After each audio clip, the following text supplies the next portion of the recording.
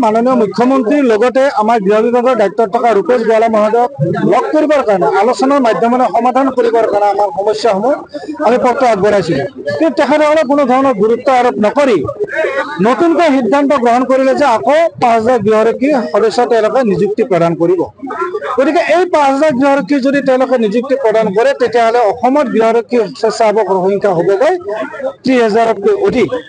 गतिके गृहरक्षी सदस्य प्रशिक्षणप्राप्त हल 24,600 কিন্তু प्रशिक्षणप्राप्त गृहरक्षी सदस्य থাকিব লাগে गृहरक्षी आईन मते 23,907 জন আৰু सरकारे 23,907 জনৰ পৰা 10,550 জন गृहरक्षी सदस्य कर्तव्य नियोजित करे और आधार एजेंसित आम 5,000 আছে मोटामुटी 16,000 गृहरक्षी सदस्य नियुक्त हो আছে।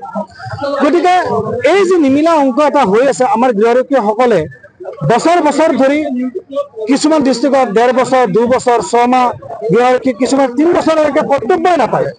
তাৰ ফলত যদি আকৌ যদি নতুনকৈ 5,000 গৃহৰক্ষী চৰকাৰে যদি প্ৰশিক্ষণ দিয়ায় তেতিয়াহ'লে তেওঁলোকক ক'ত নিযুক্তি কৰিব?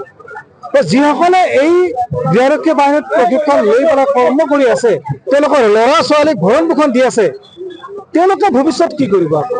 বা নতুনকৈ যিসকলক ভৰ্তি কৰাব এই শিক্ষিত যিখিনি ল'ৰাক তেওঁলোকে ভৰ্তি কৰিব তেওঁলোকে পংগুহে কৰিব যে অসমৰ মানুহে আমি এটা ভাবিবলৈ বাধ্য হৈছোঁ মাননীয় মুখ্যমন্ত্ৰী মহোদয় এক নিৰ্বাচনী চমক অথবা কথাৰ ফুলতেৰে ৰাইজক এটি জাগ্ৰত কৰিব বিচাৰিছে।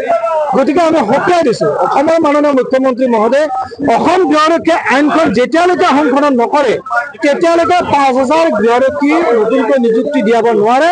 দৰকাৰ হ'লে আমি আদালতৰ ওচৰ চাপিম, অন্যথা আজি যেনেদৰে কাৰ্যসূচীত আমি ওলাই আহিছোঁ ঠিক তেনেদৰে অনাগত শীতকালীন অধিৱেশনৰ পৰা আমি একাধিকভাৱে কাৰ্যসূচী ল'বলৈ বাধ্য হ'ম অথবা কৰ্মবিৰতি আৰু অন্যান্য মাধ্যমেৰে আমি কাৰ্যসূচী হাতত লৈ ৰাজপথত ওলাই আহিবলৈ বাধ্য হ'ম। আজি বিগত সময়ছোৱাতো আমাৰ যিখিনি মৌলিক সমস্যা আমি আপোনালোকৰ জৰিয়তে চৰকাৰ তথা বিভাগীয় কৰ্তৃপক্ষক আবেদন নিবেদন বা আন্দোলনৰ জৰিয়তে অৱগত কৰি আহিছোঁ, কিন্তু আজিকো প্ৰতি আমাৰ যিখিনি মৌলিক সমস্যা সেইসমূহ সমাধানৰ কাৰণে চৰকাৰ বিভাগীয় কৰ্তৃপক্ষই গুৰুত্ব প্ৰদান কৰা আমাৰ দৃষ্টিগোচৰ নহ'ল।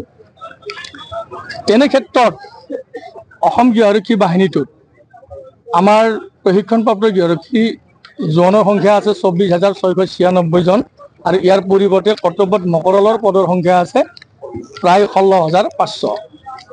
যে এনেকুৱা এক নিমিলে অংকত নতুনকৈ আকৌ গৃহৰক্ষী বাহিনীটোত 5,000 নতুন যুৱক যুৱতীক গৃহৰক্ষী প্ৰশিক্ষণ দিয়াৰ ব্যৱস্থা গ্ৰহণ কৰিছে।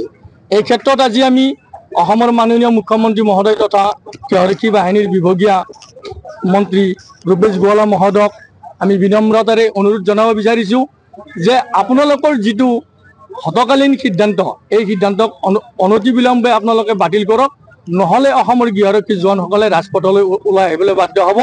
কিয়নো যিটো সময়ত আমি কৰ্তব্যত মকৰলৰ পদৰ সংখ্যাৰ বাবে আমি হাহাকাৰ কৰি থাকিবলগীয়া হৈছে, আমি ঘৰত ঠেলা চলাই মাছ বিক্ৰী কৰি বিভিন্ন কামত আমি ব্যস্ত হৈ নিজৰ ল'ৰা ছোৱালীক পোহপাল দিবলগীয়া হৈছে।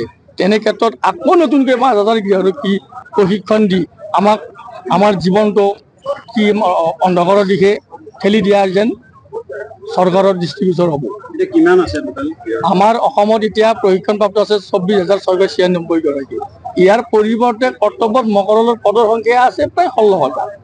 যে ইমান এটা নিমিল অংক হৈ আছে।